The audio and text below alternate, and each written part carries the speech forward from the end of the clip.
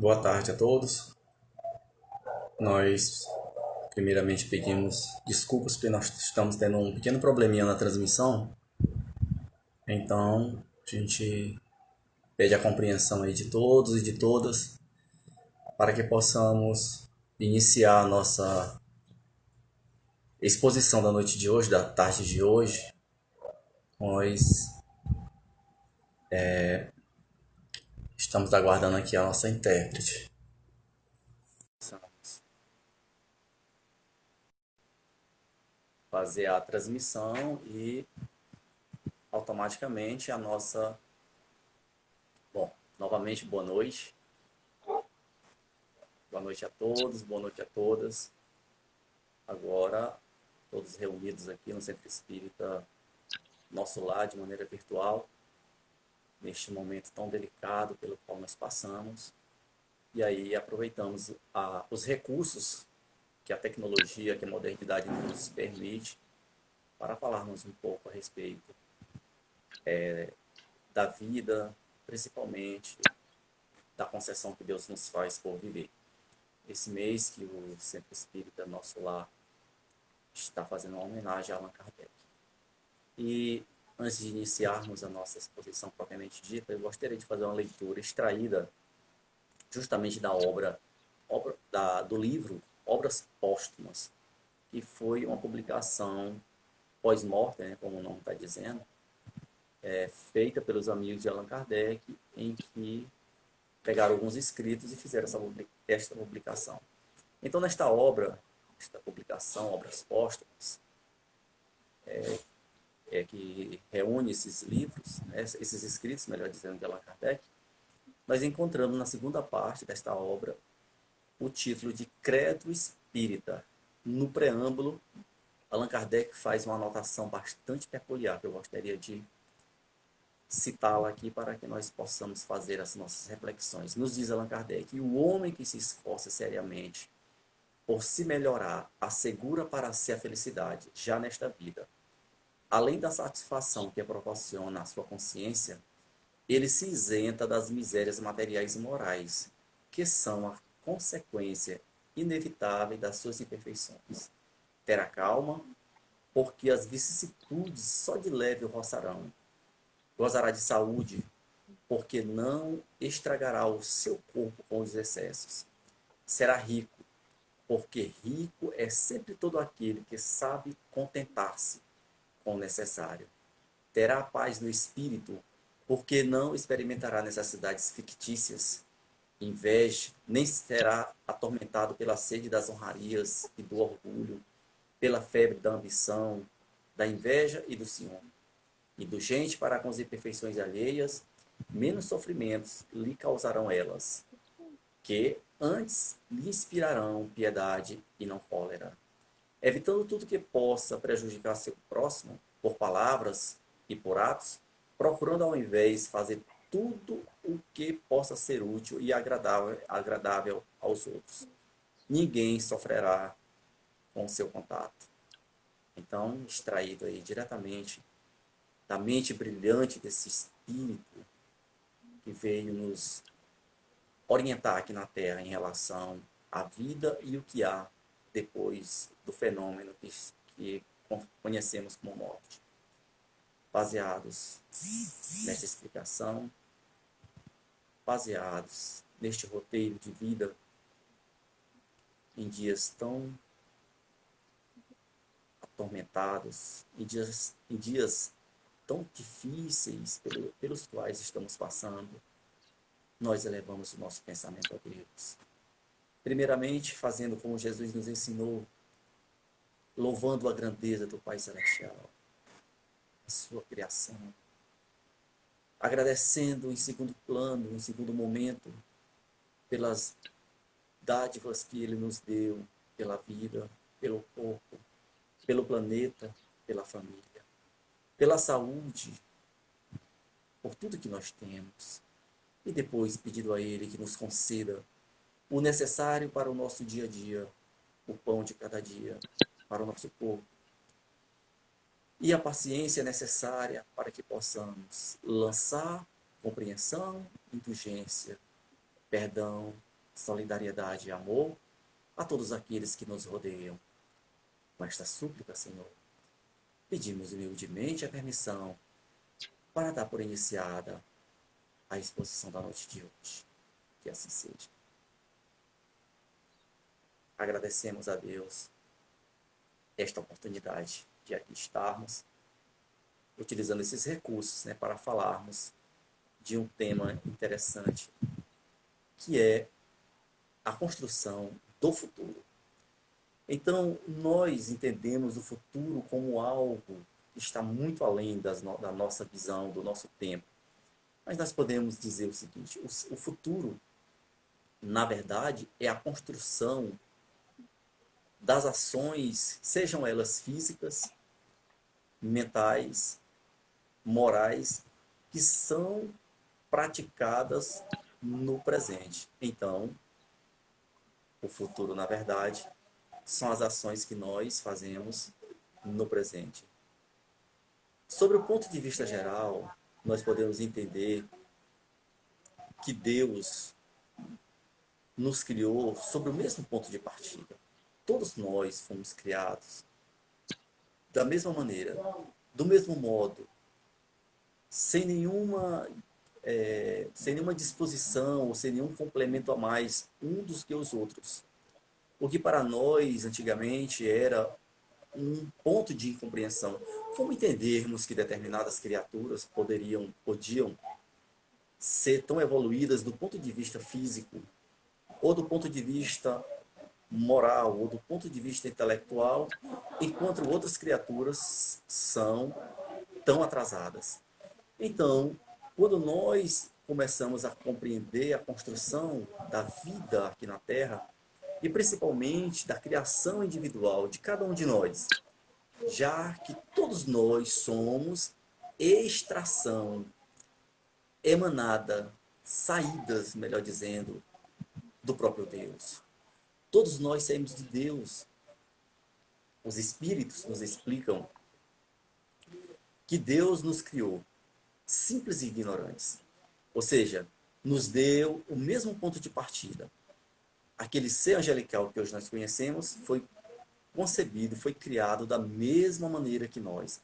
Então isso nos dá uma perspectiva de entendermos que no futuro nós também teremos o mesmo alcance intelectual e moral que essas criaturas hoje já alcançaram. Então, como nos diz a questão 115 do Livro dos Espíritos, Deus criou a todos simples e ignorantes, ou seja, sem conhecimento, e deu a cada um deles uma missão a fim de se esclarecerem e progressivamente conduzirem-se à perfeição. Então, de ordinário, de comum, nós poderíamos dizer que nós estamos nessa construção para um futuro. Essas explicações dadas na questão 115 do Livro dos Espíritos, elas estão exatamente de acordo com o que nós temos no livro Gênese, na criação, ou melhor, nos livros de Gênese atribuídos a Moisés, que nos diz que no sexto dia Deus criou o homem. E então soprou em suas narinas o sopro da vida, o fluido da vida, dando a compreensão de que nós fomos criados em um determinado momento e que aí, gradativamente, nós evoluímos na nossa vida. Todos nós, rumo a Deus. Então, Deus nos criou com sentimento, melhor dizendo, de sermos criaturas gregárias, ou seja, de vivermos sempre em sociedade. Jamais nós poderíamos desenvolver as nossas faculdades se nós vivêssemos isolados, se nós vivêssemos fora do contexto social. Então, desde os primórdios da vida humana aqui na Terra, que nós imaginamos, a ciência ora nos diz que ela aconteceu, que os primeiros homens, né, as primeiras inteligências humanas, saindo do ponto de vista animal, mas inteligências humanas, elas surgiram por volta de 100 mil anos atrás. Mas o que é consenso é que nós temos uma pré-história, que na verdade os historiadores nem gostam bem de definir esse período da humanidade como pré-história, já que a partir do momento em que há um pensamento, há um sentimento humano, ali já há uma história. A partir do momento que há um homem, há um ser humano praticando uma ação na natureza, ali já está a história. Mas por um conceito de antes da escrita, o que nós podemos entender como pré-história e como depois da escrita. Então, desde os primórdios da humanidade, dos primeiros agrupamentos humanos, esta concepção, esse sentido de vivermos unidos já ficou absolutamente estabelecido para nós.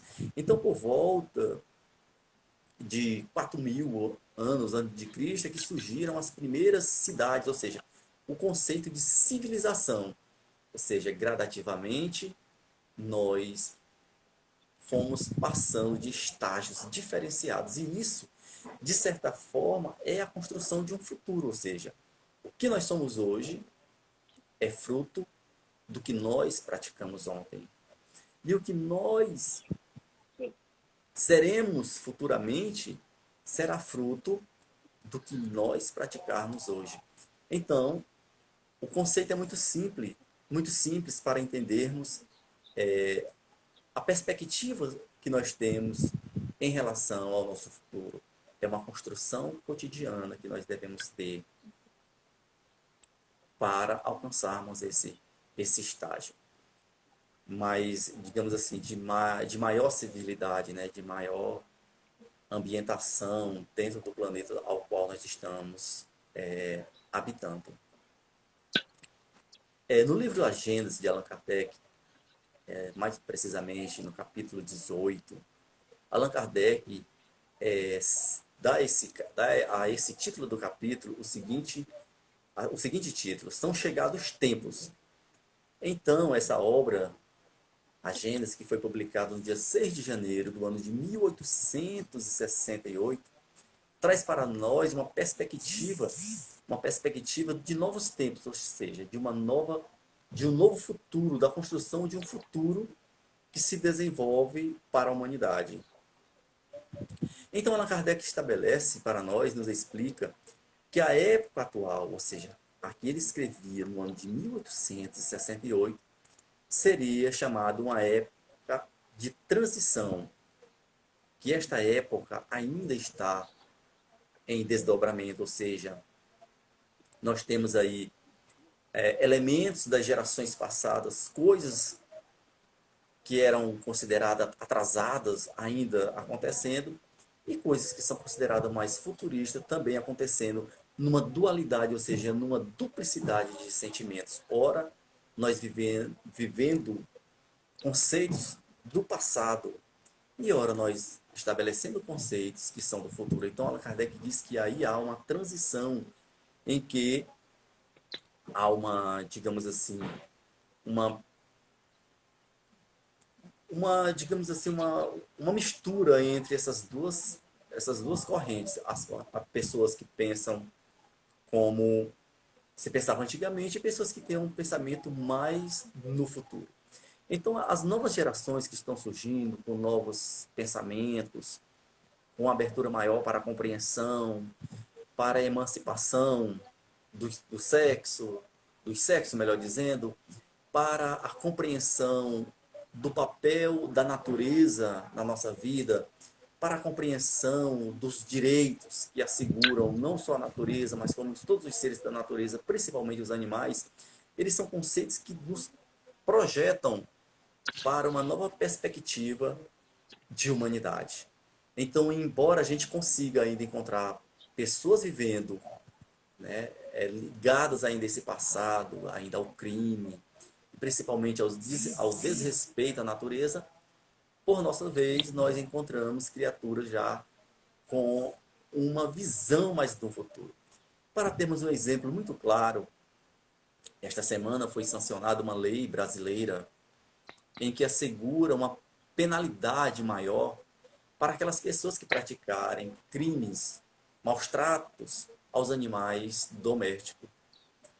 E aí a gente observa que, embora nós brasileiros sejamos uma sociedade, uma civilização ou uma comunidade mais voltada para, digamos assim, compreendermos o próximo, ajudarmos o próximo, nós ainda somos considerados o segundo país que mais agride animais domésticos, perdendo apenas para os Estados Unidos.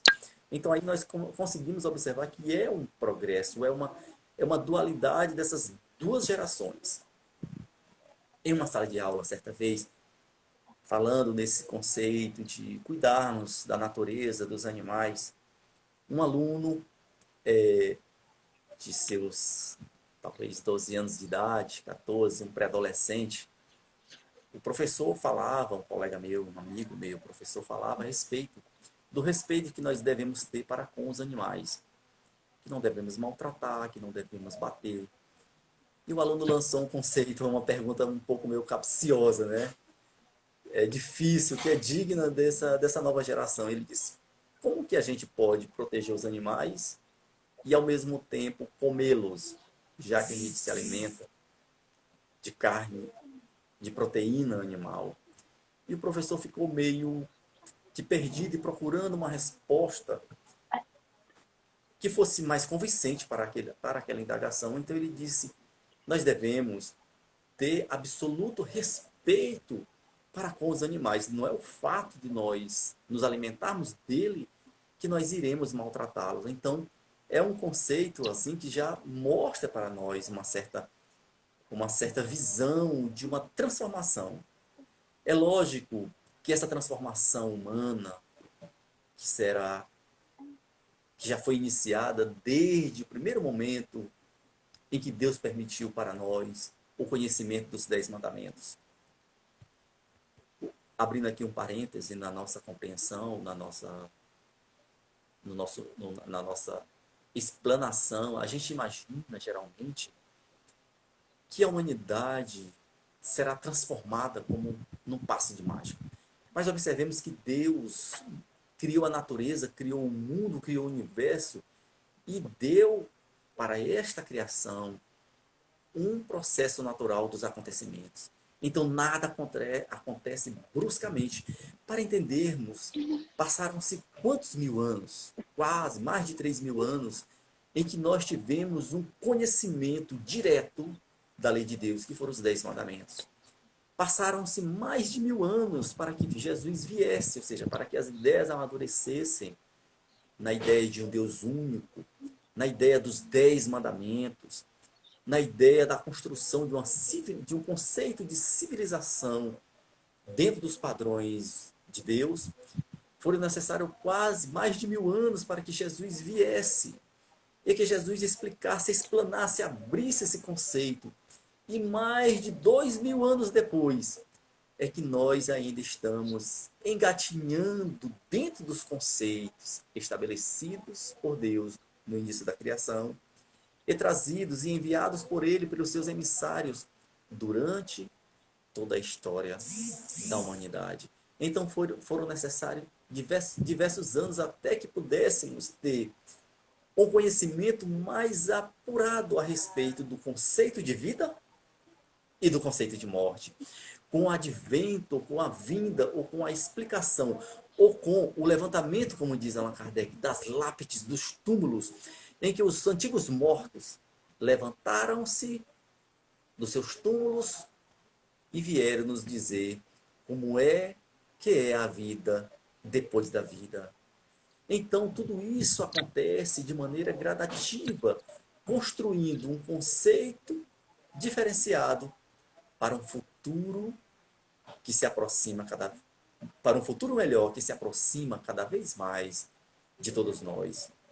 Então, a modificação essa transformação que a humanidade receberá não se dará simplesmente pelos corpos.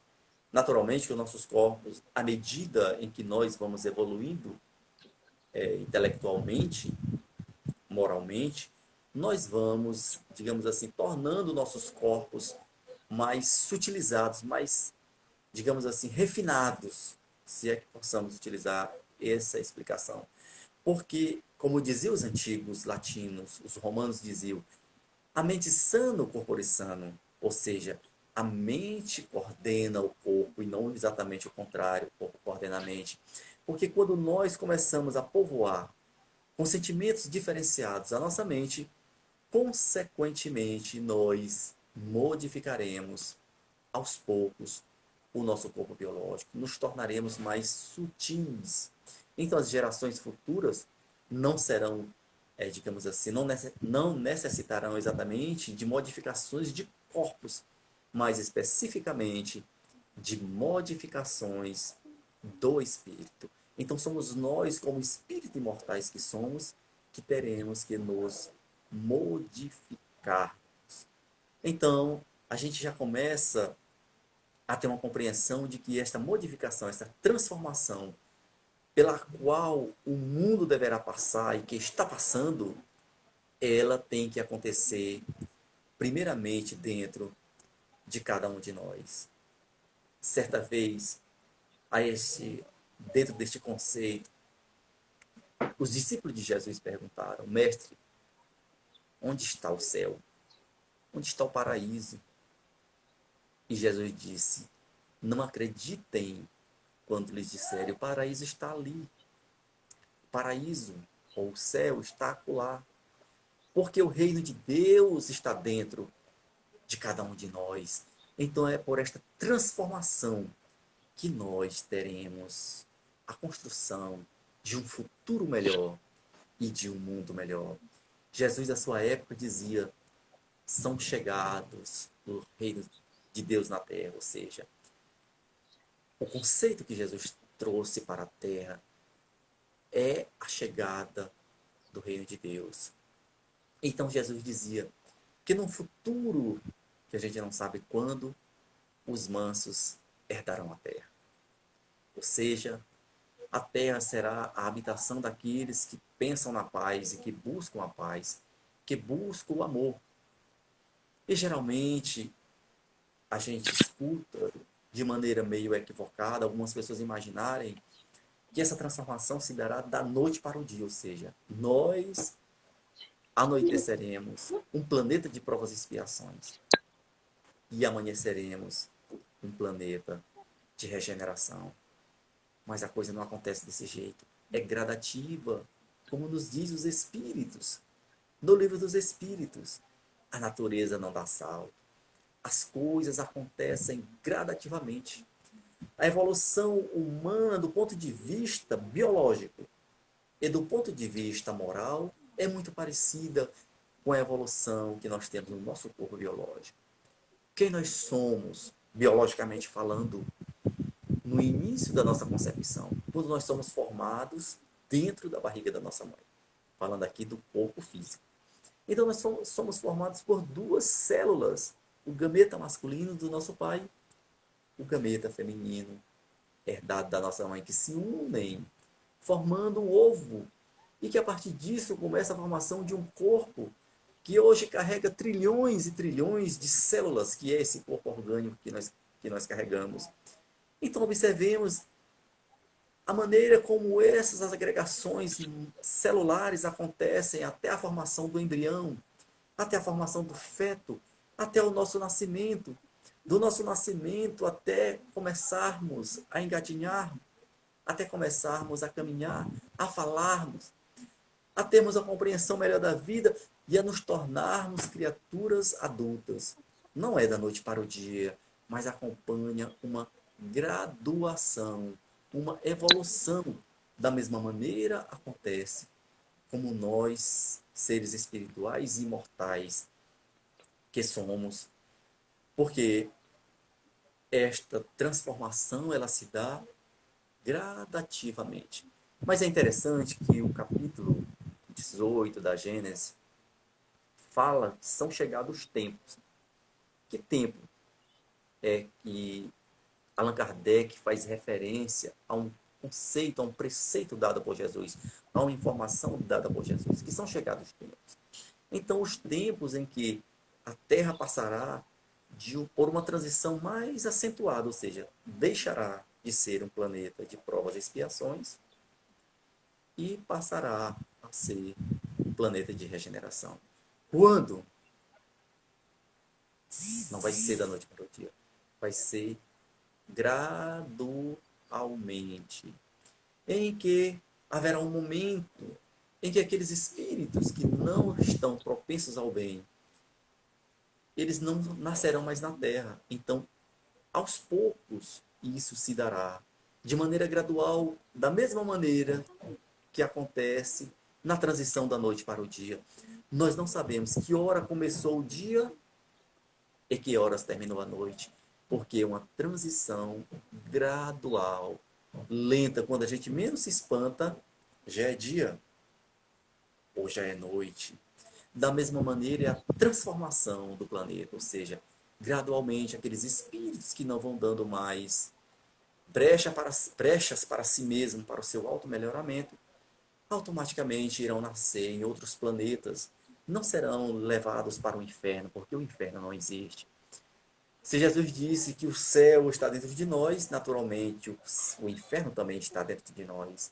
Então esses espíritos serão repatriados, né? Serão conduzidos a novas moradas e na terra apenas permanecerão aqueles espíritos que darão, digamos assim, que estarão predispostos a trabalharem pelo amor e pela solidariedade. Então tudo isso se dará de maneira gradual, gradativa. E a gente percebe que essas transformações não são de hoje. Desde, como dissemos, desde a formação dos primeiros agrupamentos humanos até os conceitos que se tem hoje na modernidade, quando nós já conseguimos uma compreensão um pouco mais minuciosa do macro cósmico e do microcósmico. Desde esse momento em que nós utilizamos as tecnologias a nosso favor, em que a Terra se transformou nesta imensa aldeia, onde a gente se comunica de maneira como nunca antes. Então tudo isso foi um processo gradual que foi acontecendo ao decorrer do tempo. Então nós não, como dissemos, não anoiteceremos demônios e nem amanheceremos anjos, devido ao processo gradual pelo qual Deus criou a sua, assim pelo processo que Deus fez a sua criação. Nada acontecerá bruscamente na humanidade. Então, nós entendemos que essas transformações que passa o mundo, elas são transformações que nos levarão para um futuro melhor.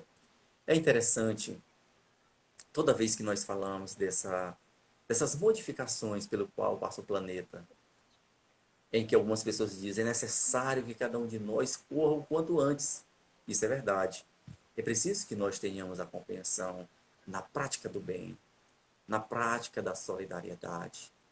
Nós sabemos que são conceitos e são ações extremamente difíceis de se fazer. Eu costumo me lembrar de Jesus que nos diz: a porta que nos leva à salvação, ou seja, o caminho que nos leva à felicidade é um caminho estreito. A porta que nos leva à felicidade é uma porta estreita. Já o caminho, a porta que nos leva ao sofrimento e à perdição, ela é larga. Nos conceitos de entendermos que a porta é estreita, porque é muito estreita e é muito difícil nós recebermos uma ofensa e devolvermos com uma solidariedade. É muito difícil alguém nos conceituar e nós devolvermos com a indulgência, ou seja, com a compreensão daquele conceito, ou daquele preconceito que ele teve conosco. É muito difícil alguém nos ferir e nós abrirmos e retribuirmos com o perdão. Por isso Jesus dizia que é estreita a porta que nos leva à salvação. E todos nós sabemos que realmente é muito difícil, porque é muito mais fácil nós retribuirmos o mal com o mal. Algumas pessoas são tão audaciosas que dizem: não, eu não faço mal a ninguém, dizem essas pessoas. Mas não pisem no meu pé. Porque se me empurrarem, eu dou 2 empurrões de volta. Porque se me insultarem, eu devolvo na mesma moeda. Enquanto que Jesus nos convida a fazer exatamente o oposto, a perdoar aqueles que nos ofendem,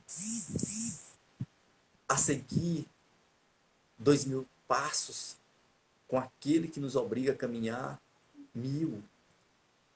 É de orarmos pelos aqueles que nos caluniam e que nos perseguem.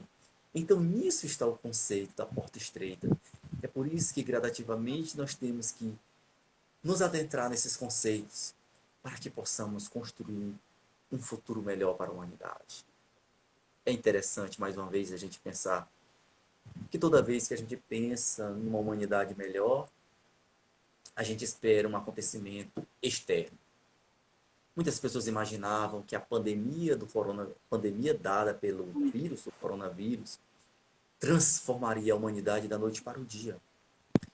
Porque algumas pessoas acreditam que Jesus virá sobre as nuvens com seus anjos e arrebatará os seus eleitos para o céu e conduzirá os infelizes para o inferno. Então nós imaginamos que a terra se transformará, ou que nós nos transformaremos como num passe de mágica, como que algo vindo do céu sobre nossas cabeças. Mas não será assim. A transformação do mundo se dará de dentro de nós mesmos, ou seja, ela nascerá, ela brotará de dentro de nós mesmos, e nós seremos os artesãos, os construtores de um futuro melhor, fazendo a transformação individual de cada um de nós. Allan Kardec, para nós entendermos o conceito desta formação de futuro, né, dessa construção de futuro, Allan Kardec, ainda no capítulo 18 do livro A Gênese, ele nos diz: até aqui, a humanidade tem realizado incontestáveis progressos. Os homens, com sua inteligência, chegaram a resultados que jamais haviam alcançado sob o ponto de vista das ciências, das artes, do bem-estar material. Resta-lhes ainda o imenso progresso a realizar. Fazerem que reine entre si a caridade, a fraternidade, a solidariedade, que lhes assegurem o bem-estar moral. Não poderiam consegui-lo nem com suas crenças, nem com as suas instituições antiquadas, resquícios de outra idade, boa para certas épocas, suficientes para um estado transitório, mas que, havendo dado tudo o que comportavam, hoje seriam um entrave. O homem já não necessita somente de desenvolver a inteligência, mas de elevar o sentimento. Para isto, faz-se preciso destruir tudo o que superexcite nele o orgulho e o egoísmo. Será de uma enorme felicidade quando nós conseguirmos passar para os nossos filhos, para as novas gerações, nas escolas, em todos os pontos em que nós nos encontrarmos, a força necessária para destruirmos o orgulho e destruirmos o egoísmo. Só assim nós teremos aqui na Terra o tão esperado reino de Deus. E só assim nós construiremos um futuro melhor para nós e para toda a humanidade. Que Deus, na sua infinita misericórdia, nos conceda a cada um de nós que aqui povoa esse planeta, encarnados mais de 8 bilhões, e desencarnados, estima-se que por volta de 25 ou 30 bilhões de criaturas, todas entrelaçadas sobre a proteção do Mestre Jesus. Que Deus conceda a cada uma dessas criaturas a paz necessária para conseguirmos a construção de um mundo melhor. A paz necessária para que nós não tenhamos no mundo, em pleno século XXI, guerras, do ponto de vista das armas, da biologia, da cibernética, que nós não possamos ter mais as brigas, as dissensões entre nações, entre criaturas, que nós possamos construir um mundo de paz. Que Deus nos abençoe e nós possamos aqui, neste planeta, sermos os agentes da paz que Jesus aqui estabeleceu para nós. Que Deus nos ilumine. Que Jesus seja o nosso guia e modelo sempre. E que os bons espíritos estejam sempre ao nosso lado. Muita paz e muito obrigado a todos. O nosso cordial boa noite.